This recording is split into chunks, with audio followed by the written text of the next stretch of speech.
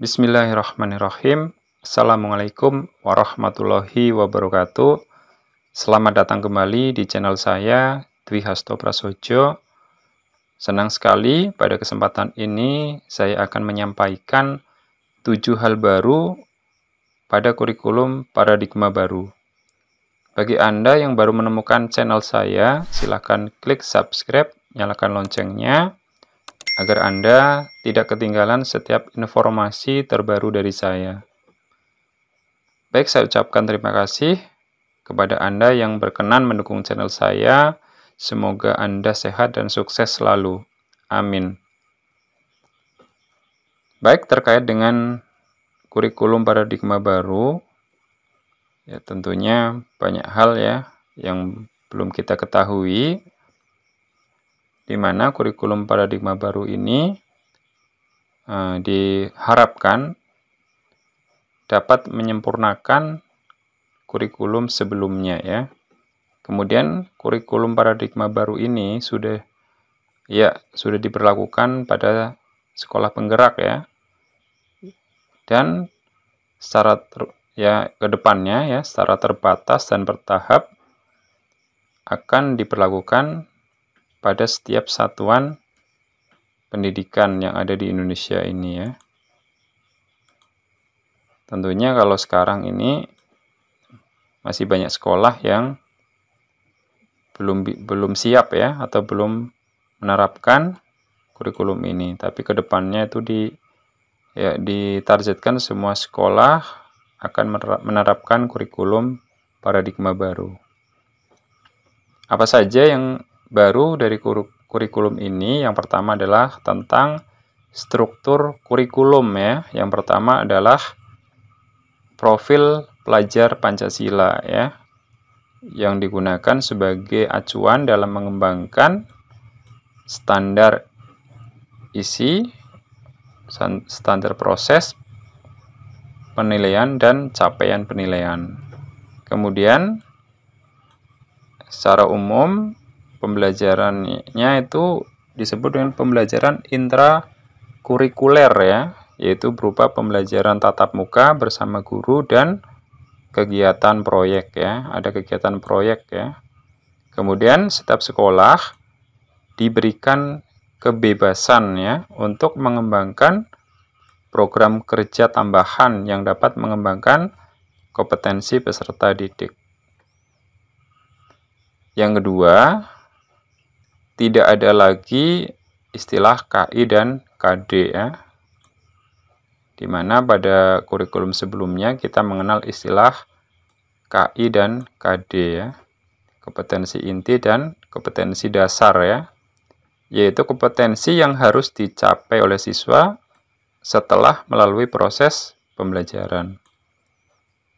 Maka pada kurikulum baru ini kita akan berkenalan dengan istilah baru ya, yaitu capaian pembelajaran atau CP, yang merupakan rangkaian pengetahuan, keterampilan, dan sikap sebagai satu kesatuan.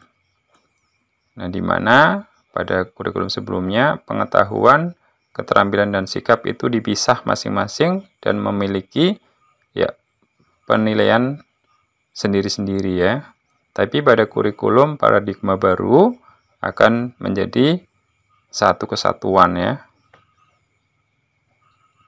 Yang ketiga, pendekatan tematik untuk semua jenjang ya. Jadi pada kurikulum baru ini pendekatan tematik itu tidak hanya untuk jenjang SD saja, tapi diperbolehkan untuk diterapkan pada jenjang pendidikan lainnya. Oke, yang keempat, untuk jam pelajaran itu ditetapkan per tahun ya. Pada kurikulum sekarang ya, atau yang K13, jam pelajaran itu ditetapkan per minggu ya. Maka pada kurikulum paradigma baru itu ditetapkan per tahun ya. Untuk pembagiannya diserahkan atau beri kebebasan ya kepada sekolah masing-masing untuk membaginya ya pada semester 1 dan semester kedua tahun pelajaran yang sedang berjalan ya. Jadi yang penting nanti jumlah jam pelajaran per tahun berapa, untuk pembagiannya diserahkan kepada satuan pendidikan. Yang kelima, penerapan model pembelajaran kolaboratif ya. Jadi ada model pembelajaran kolaboratif antar mata pelajaran ya. Kemudian ada asesmen lintas mata pelajaran. Jadi ini ya asesmen atau pembelajarannya bisa antar mapel ya, tidak harus satu mapel, ini bisa lebih dari satu mapel ya. Kemudian pada kurikulum paradigma baru, siswa SD paling sedikit melakukan 2 kali penilaian proyek dalam 1 tahun pelajaran. Sedangkan untuk siswa SMP dan SMA atau SMK setidaknya dapat melaksanakan 3 kali penilaian proyek dalam 1 tahun pelajaran. Hal ini bertujuan sebagai penguatan profil pelajar Pancasila. Jadi untuk SD itu paling sedikit ya, minimal ada 2 kali penilaian proyek. Sedangkan SMP dan SMA atau SMK minimal 3 kali melaksanakan penilaian proyek dalam 1 tahun pelajaran.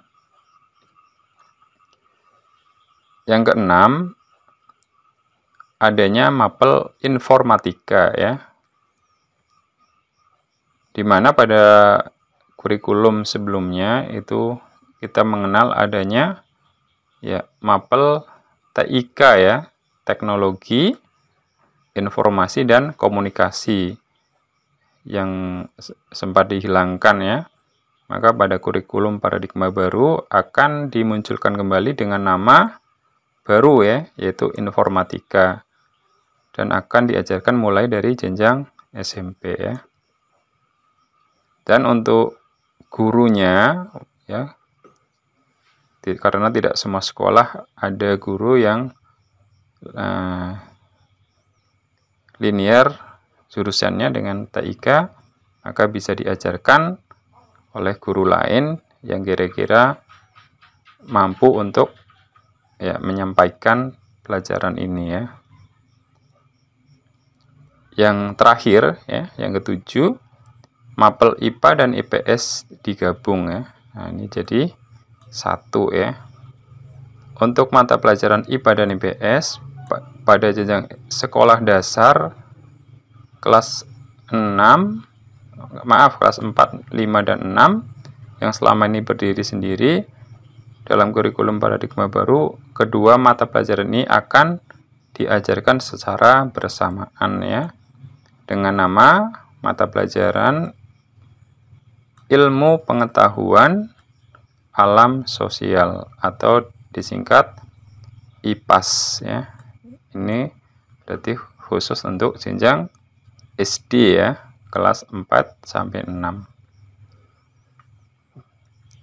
Baik, demikian informasi yang bisa saya sampaikan.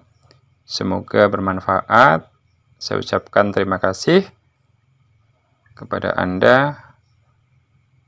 Jangan lupa like, komen, dan subscribe ya. Sampai jumpa kembali pada video saya selanjutnya.